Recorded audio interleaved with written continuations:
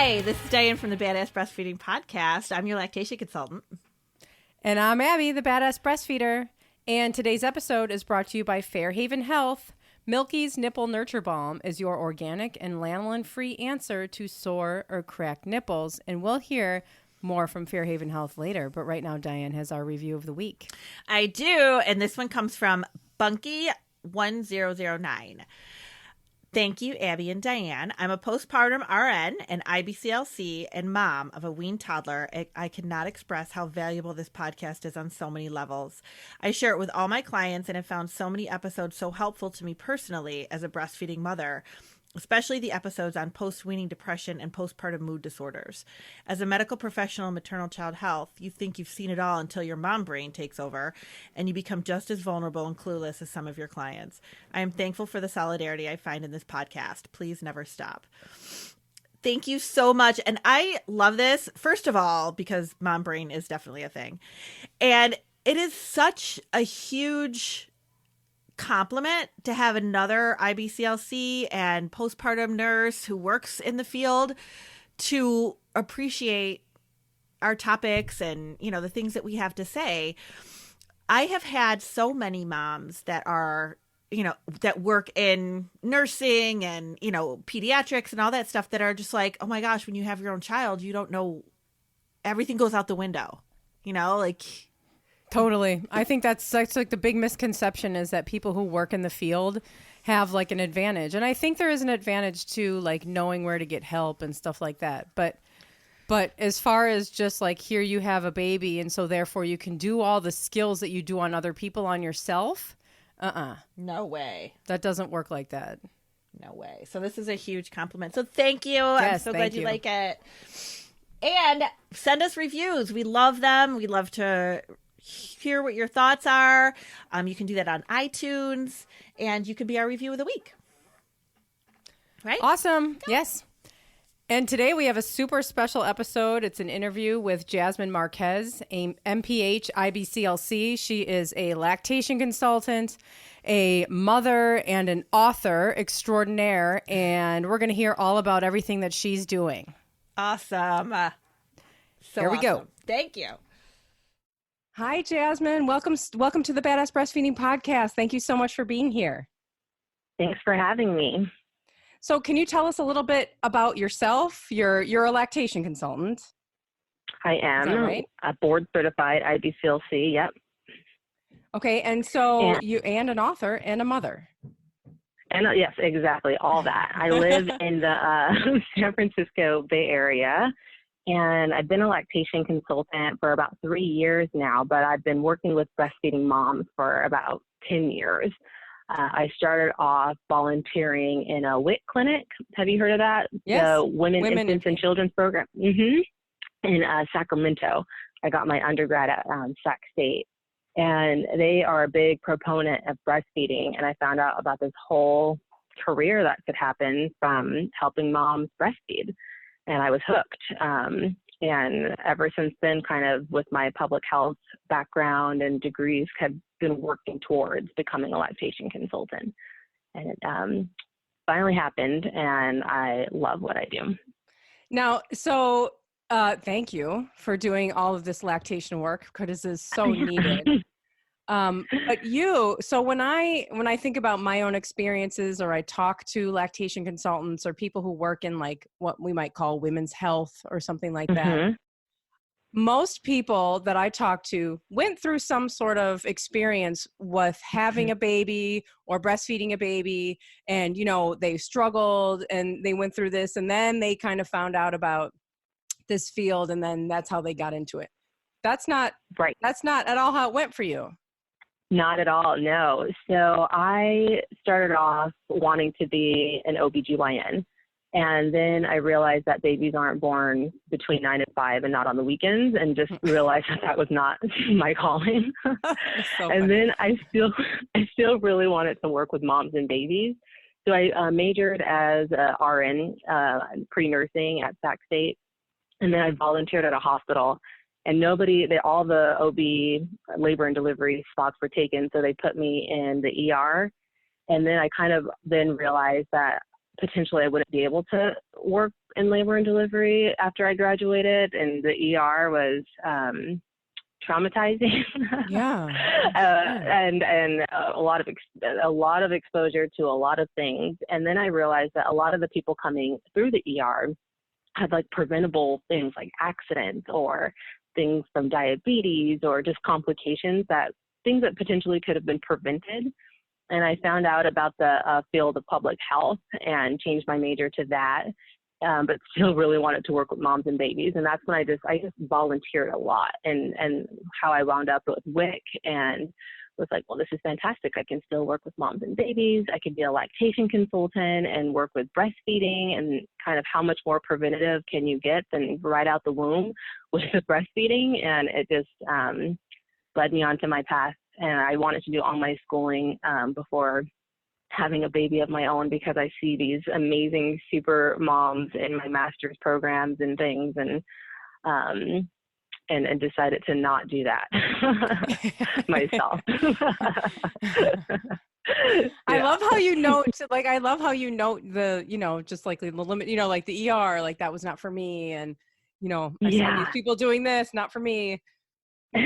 That's fantastic. I recommend people volunteer. High school, college, kind of a nice life hack is offering your services for free and then getting experience and kind of knowing, getting to know your path and what works and what doesn't. It's hard to kind of know what you want to do for the rest of your life when you're 18, but volunteering can help at least. Yeah, that's great advice. That's really great advice. Because I always feel like I just felt like I knew what I wanted to do, and then would get a job, and then it's like, oh, well, I don't really like this. And then there you are working there, and then it's like, well, I don't know what I like. And right. Yeah. And I like how the like just the field of women's health and babies, and it's getting so much more exposure now. We're really we're realizing that this needs more focus. And so I think more and more people are not having to stumble into it through their own problems. Exactly. People are like taking this, like this, like you said, the preventative, like they're just, people are kind of walking into it going like, hey, I want to be a part of this.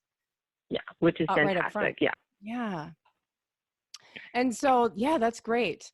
So do you think that, I don't know if I'm skipping ahead, you can tell me if there's things in between this, but do you think that having all that experience and seeing all of that and doing all of this affected your process of having a baby? Do you think it helped? Do you think do you think you knew too much? I think it definitely helped. I definitely don't think it hindered it. It definitely helped. I was connected with a network of people who I just knew had my back, even just before going into my pregnancy and having my daughter. So I just felt taken care of just throughout my entire process. And I knew that if I had lactation or breastfeeding complications, I had like a network of local Bay Area lactation consultants who were going to be there for me. So it's easier to put a baby on someone else's breast than your own. So I was prepared to ask for help. I didn't think that just because I was a lactation consultant and have worked with hundreds of moms that this is going to be a piece of cake.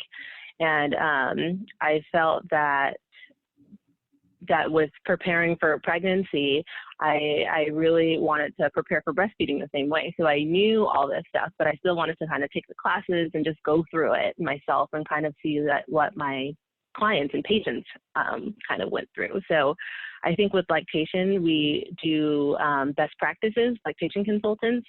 Mm-hmm. So in my delivery and how I still work with my patients didn't change after having my daughter, because it was the same best practices that help fix these issues that people have. But my empathy and how I describe things definitely changed and helped my practice for sure. Oh, that's interesting. That's interesting. And that's so great because it can affect, I think back to I'm a social worker, and I think back to before I had kids, and how I worked with families. And sometimes I look back and I cringe. I'm like, oh God. I was like, I don't know if that was the right way to approach that. I had no idea. Whereas like there's, certainly there's best practices, but in a lot of these like underfunded agencies, it was just kind of, oh my gosh, anyway, yeah. different story. But yeah, that's fantastic. I like how that, it didn't change how you practice, but it certainly changed how you empathized with people and could relate to what they were going through. Sure. Yeah, and I have my own little anecdotal stories now from my own experience that I can plug in every now and then. But for the most part, people are kind of just there to get their issue fixed. Yeah, right. Yeah.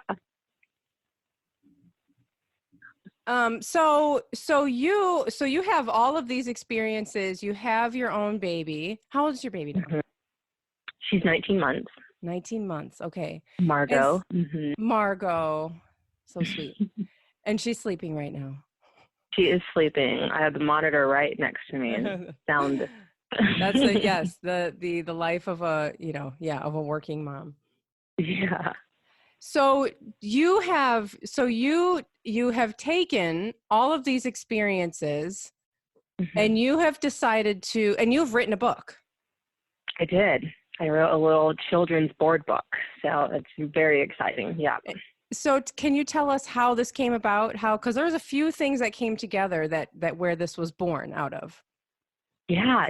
So Margot was definitely an inspiration. She has a humongous library, and we read all the time. She was able to sit very still to read books at a very young age, which is exciting, that she loved books. And I just noticed that none of the books that we have an interracial family. So I married an Italian, and through Ancestry.com found out he also has some Polish, French, and Mexican in him too.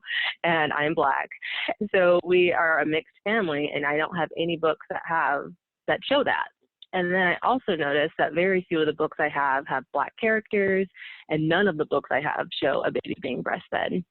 And it just struck me that I kind of had this idea, and I've always wanted to be an author. My mom still has books from elementary school when you had to write little stories and bind them and do like a little young author thing.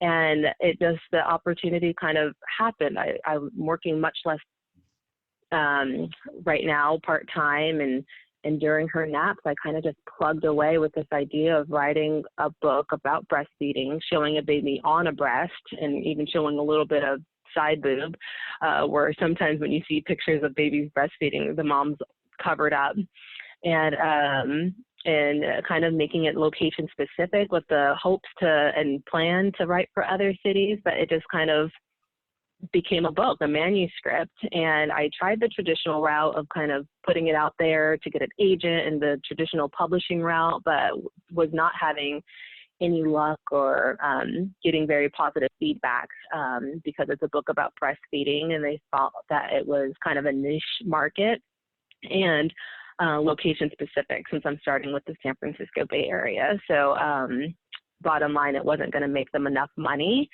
So I took off with self-publishing, and with that, I decided to illustrate it myself, and took all summer, but it happened. That's amazing. Congratulations. Thank you so much. I'm really excited about the project and got such fantastic feedback, and people are noticing that they themselves also don't really have a lot of books that show breastfeeding. It's true, or people of color, or like multiracial families, like you were saying. I mean, I used to watch. Well, I watched Friends when it was on. The show Friends, and it's not that I don't think of that show as being that long ago. I mean, it really the show was not that long ago. But when I watch episodes now, I go back and watch, and it's like almost painful to watch. There's not a single person of color anywhere in that show. They live in New York City, and there's like not a single person of color. I think the last episode, Ross starts dating a Black woman. Like, exactly. I was like, I think I used to, or whatever. Exactly. It's like the last, right before they like jumped shark and needed to cancel the show. Right. Yeah. They're like, oh, we better bring someone in. Like, know, it's crazy. And it was like, it's like, that's again, it's not that long ago. Like, this is going on right now. It's not history. It's now. Exactly. Yeah, exactly. And the same with just bottles in general. So when you think of an infant feeding in our media or just in general and how it's portrayed, you think of a baby in a bottle. And you never really see on movies or TVs or in books when a baby's hungry, a bottle gets put in their mouth. They're never put to their mom's breast. And it's really hard to normalize something like breastfeeding when you don't see it anywhere and it's not in any of our media. And I thought with my book and targeting it as a board book to 0 to 3, that we should just start as young as possible, so that we don't have to work so hard to normalize something when they become adults. Yeah. And I think that this is something that this is not just like, okay, we need, it's good for kids to see it, but it's also like when I first saw somebody breastfeeding, it was when I was laying in a hospital bed trying to breastfeed my baby. Like we just do not, and it was impossible because I was like, I don't even know what this is supposed to look like. Exactly. Yeah. There's all this research about how important it is for people to see breastfeeding and how much that affects your success at breastfeeding. Absolutely. My professor, through the lactation program that I went to, likes to use the example of like, we were raised in captivity. Like we didn't see breastfeeding anywhere. Our moms, our aunts, our sisters, like she used the example of like a gorilla raised in captivity, didn't know what to do when she had her own baby because she wasn't around any other gorillas to know what to do. And I think it was like the La Leche League in that area came and breastfed in front of the gorilla exhibit, and then the mom put the gorilla to the breast. And I don't know if this is a fake story, but it made me cry anyway. But I thought it was so special. Yeah, I've heard it. Yeah, like we were raised in captivity, and so many of my clients, just like what you were saying, don't see breastfeeding until they themselves get pregnant and like start YouTubing and reaching out and trying to figure out what to do when the baby's here. And it's hard. It is. And we will be right back with more from the wonderful Jasmine after a word from our sponsor. Today's episode is brought to you by Fairhaven Health. If you are struggling with sore nipples, you need pain relief fast. And when sore nipples turn to cracked nipples, forget about it. It's enough to want to call it quits on breastfeeding for good. Damaged nipples can cause real problems with successfully breastfeeding your baby. Check with a lactation consultant that your baby is getting a good latch and get some Milky's Nipple Nurture Balm. Nipple Nurture Balm is formulated to soothe, protect, and heal sore or cracked nipples. This nipple balm is made with organic herbal ingredients and combined with natural moisturizers to help provide relief and to heal affected areas and even prevent cracks from reappearing. Nurture Nipple Balm alleviates the discomfort so the joy can be restored to your special bonding time. It is safe for both parent and baby, and there is no need to wipe it off before breastfeeding. Head to Fairhaven Health, that's FAIRHAVEN health.com, and use promo code BADASS for 10% off your purchase. And all of these sponsors and our sponsor links can be found at badassbreastfeedingpodcast.com, along with all of our breastfeeding resources, all of our other episodes, and information about how you can schedule your lactation consultation with Dianne. Okay, and welcome back with Jasmine. And we are talking about breastfeeding in general. We're talking kind of like about a lot of generalities, but you're a Black lactation consultant, and so you're probably very aware of, the low Black breastfeeding rates and the special attention that this group needs and the unique barriers that are there in the community. Yes, absolutely. So in the book that I wrote, it actually highlights the Black woman breastfeeding. And I felt that was important because of what you were saying, kind of the health disparities that are persisting in the United States when it comes to Black breastfeeding rates. And there was a study from the CDC, the Center for Disease Control and Prevention, and it just shows that hospitals that serve larger Black populations are actually less likely to help Black women initiate breastfeeding after giving birth. And once they are in the postpartum ward, are much less likely to provide lactation support. These facilities offer Black babies formula at a much higher rate than white babies. And that's super sad that it's almost assumed that they aren't going to breastfeed and aren't given the same support. And then Black women are also more likely to deliver a baby prematurely. Another CDC study showed that in 2017, 14% of Black women gave birth prematurely, and 9% of white women gave birth prematurely. And breastfeeding in general can be challenging in and of itself, but let alone when you have a baby who is early and there's separation and the baby's in the NICU and you're trying to establish and maintain a milk supply. And these are just a couple of reasons why these disparities are kind of persisting. And then there's barriers after they've given birth. So Black women are much more likely to return to work faster, sooner than that kind of 12-week mark that we kind of fear, which is still super early and so hard to maintain a milk supply when you're just 12 weeks postpartum. And then also work in environments that have a little bit less flexibility in the workspace. So maybe being like a driver, working in a restaurant or things like that. And it's really hard to get to express milk so short after having a baby in an environment that's not very baby mom friendly. So yes, yeah, go ahead, please. No, you please. I didn't mean to cut you. No worries. So this is just examples of just real stats, right? This is what systematic kind of racism is that are causing these barriers and disparities. And I was on Instagram and saw some silly meme and I read the comments and I don't know why I read the comments. God. Why? But it was some guy that was saying that Black people are the only people who use their culture and history as an excuse to why they don't have things.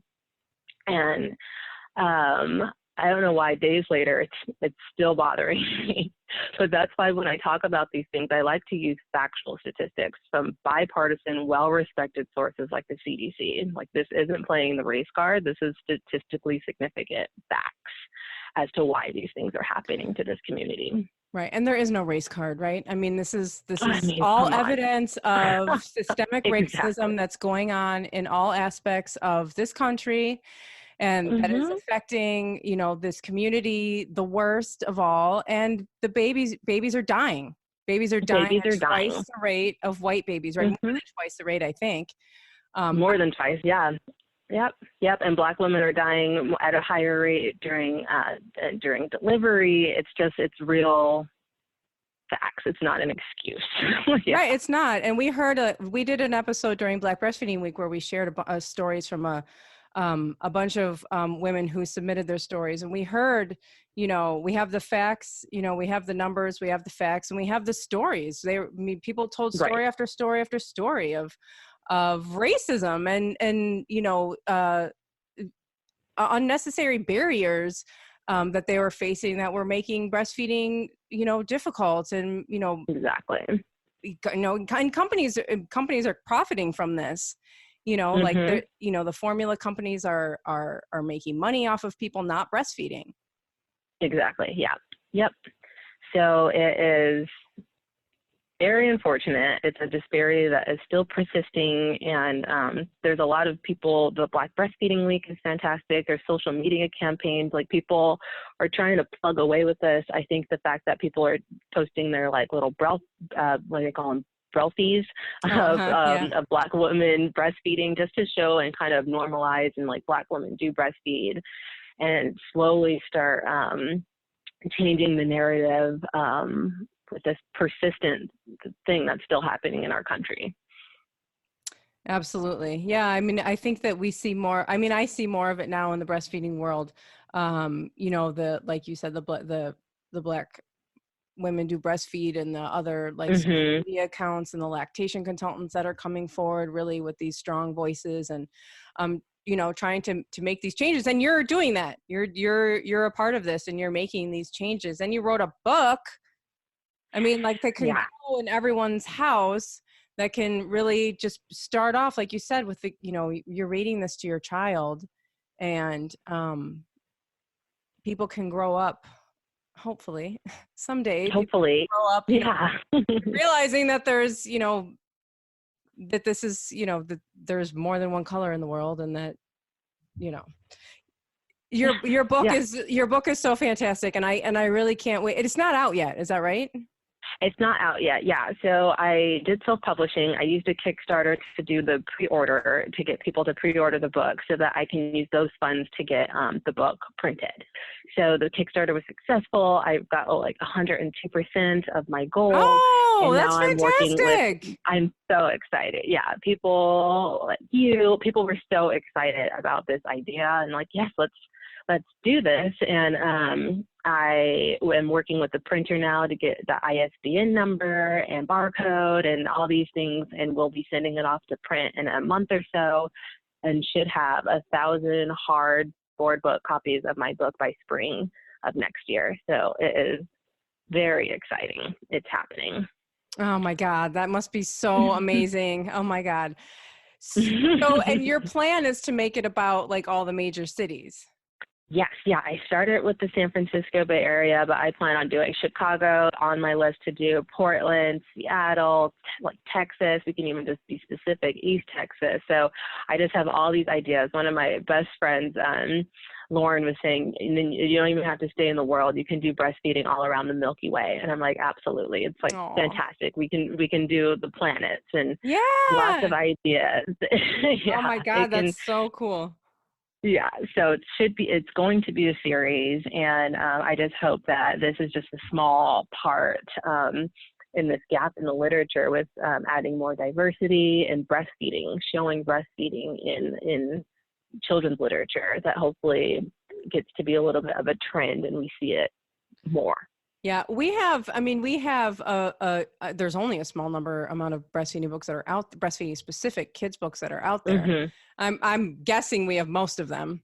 And my kids don't breastfeed anymore. They're 8 and 5, although they breastfed very long. It wasn't that long ago. Mm-hmm. But they still love reading those books. There is really something special about these kids seeing, because they remember how it felt. There's, we have a book about, every time there's like a page comes, where they're breastfeeding, like my 5-year-old will get a big smile on his face. I can I swear to God, I can feel him like breathing heavier. Yeah. It's like something physiological is happening. Exactly. And he's like connecting to it on this way that it's just so magical. I mean, you think about, you can, I feel like there's a lot of this, like, I don't breastfeed anymore, so we don't need the books around, or I don't breastfeed anymore, so I don't need to follow the breastfeeding accounts, or I'm not a part of the conversation anymore. Mm-hmm. And like, we would never say that about any other part of life. Like, even if you're past some sort of part of life, you still have a connection to it. Exactly. Yeah. And what a humongous part of life breastfeeding was for us, right? Yeah, right. So why would you leave that behind? Those great memories, and maybe even not the great memories when you were starting, but it's such a bonding thing and full of so much happiness and oxytocin that why would you want to forget all those feelings? Right. And I can totally see like the collectors, like, box of your books, like, when there's like 5 or 10 out, then you can buy them all in like a little set. Exactly. I'm buying it. I'm getting it. Yay. So Jasmine, you are an IBCLC in the Bay Area. Mm-hmm. That's right. Do you when you got into lactation, is it evident to you in your experience that there's a lack of Black lactation consultants? Yes, there is. And I think in the Bay Area, I think we're kind of spoiled. I feel we do have a good, representation of Black lactation consultants in the area, specifically in the Oakland East Bay area.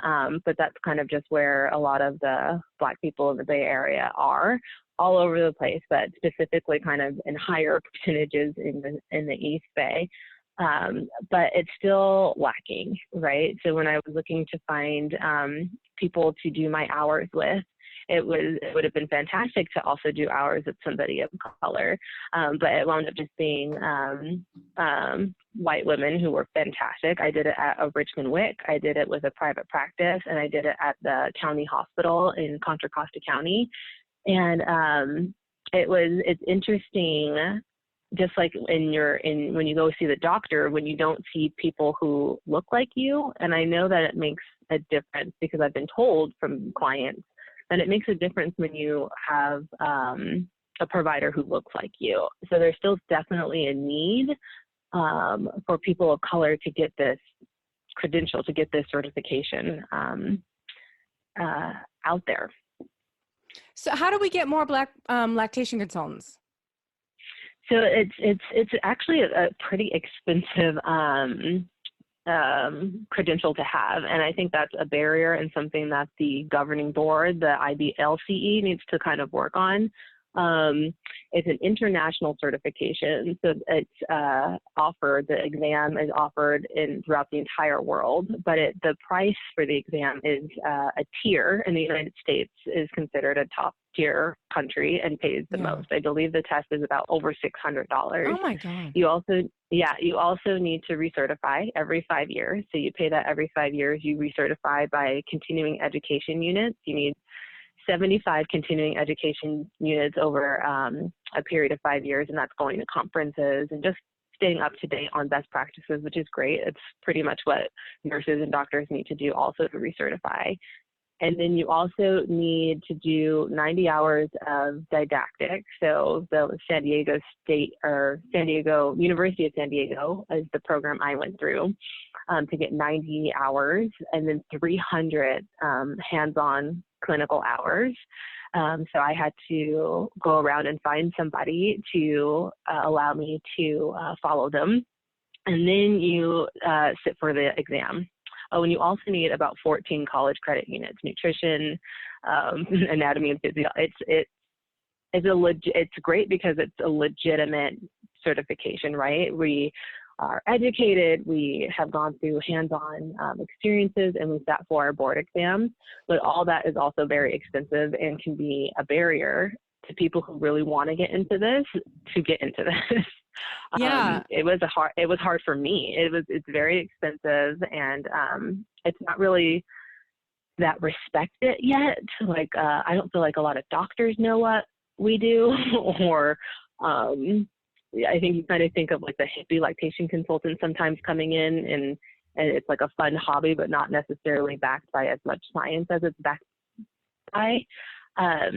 So I think that it needs to start with our governing body and trying to figure out more grants and things to help people of color to apply and start the process of chipping away with all these prerequisites that need to be done.